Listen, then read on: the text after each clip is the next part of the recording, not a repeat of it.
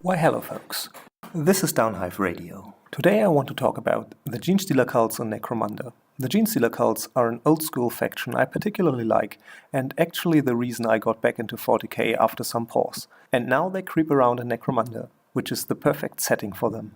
For those of you who are not familiar with that part of the background, Genestealers are the scout organism of the Tyranids, using space hulks, warp-drifting ship graveyards to travel ahead of the Hive fleet. When they encounter life, they infest it, implanting their gene seed xenomorph style. The victim then becomes brainwashed and subject to the collective brood mind, while its genes become altered, turning its offspring into hybrid monstrosities, several generations ahead into pure strain Genestealers. As the Genestealers themselves stay in the shadows, their infested puppets walk freely, recruiting new victims, steadily growing the cult until it feels strong enough to overtake the world, making it ready for the great devourer to arrive. Necromunda has a long history of cult activity, so much so that an entire hive, Hive Secundus, was quarantined to contain the infestation. But occasionally something slips the net, trying to establish a foothold in the other hives, and since the March edition of the White Dwarf magazine, they are a playable faction for the Necromunda game. Now on first glance they look a little weak, having movement 4 through the bench and a lower attack skill on their champions and leaders than their Asher and Goliath counterparts. These are supposed to be the guys who cross their genes with super fast combat monsters after all. But here are their strengths: versatility and strength in numbers. With a cost of 45 credits, Neophytes are amongst the cheapest standard gangers in the game. Equipped with rather long-ranged las guns or autoguns, the low movement rating doesn't come into effect so often, and on top of that, with a cool rating of 5+, rivaling other factions' leaders, they truly are a reliable force to start from. As usual, you can also equip one guy with a special or heavy weapon, and this is where the fun starts. Next to your grenade launcher and flamethrower, you can also choose a web thrower that helps you capturing enemies. And at the heavy weapons, you get to choose from seismic cannon, heavy stubber or mining laser. The mining laser is a strength 9 single shot weapon that only makes sense later in the campaign when you have something to boost your ballistic skill. But the seismic cannon is fun. Having 2 fire modes, one stronger for shorter ranges and one with more shots for longer ranges, it grants you some tactical options. It will also knock down enemies that usually ignore that, and has a chance to ignore armor entirely. Now, there are no youths in the cult, so no faster, cheaper crew option, but instead you can hire aberrants. Aberrants are an evolutionary dead end, slow and stupid giant brutes.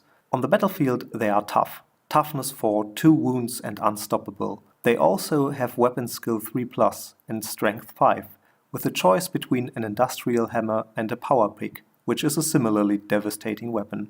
These guys can't evolve, but they already are one big problem, slowly approaching your adversary. Acolytes, how your champions are called, can only be equipped with pistols, grenades, close combat weapons, as well as acolyte weapons, which are also meant for close quarters. So they appear to be geared towards close combat. With only one attack and profile, movement 4 and a single wound, they seem a little slow and squishy for that task. But bear in mind that you can select them one primary skill from the cunning or ferocity table. The very fitting infiltrator skill, for example, allows you to place your model unseen just without 6 inches of an enemy model. So with the combined action, you are likely to bring 2 champions into close combat in your first activation. So it's the typical first turn priority gamble that Genestealers have in 40k as well. Acolyte weapons are brutal and super expensive. Given that your acolytes already have strength 4, wounding most enemies on a 3+, I suggest you get them later in the campaign, but feel free to try them out. At last, there's the Adept, the leader of your gang. With rather mediocre physical stats for a leader, and extraordinary intellectual abilities, he appears to be meant as a supporter. But he is also limited to pistols, grenades and close combat weapons, as well as a single Adept gift instead of a starting skill. The Adept gifts are fun, but mostly limited to a 9-inch bubble, forcing your Adept to get into close quarters. So you can probably go either route, leaning more towards Magus or Primus. The coolest Adept gift, of course, is a familiar, a funny little critter that the Adept drags along. It is rather weak, but it basically provides you with an extra wound or an advantage in close combat.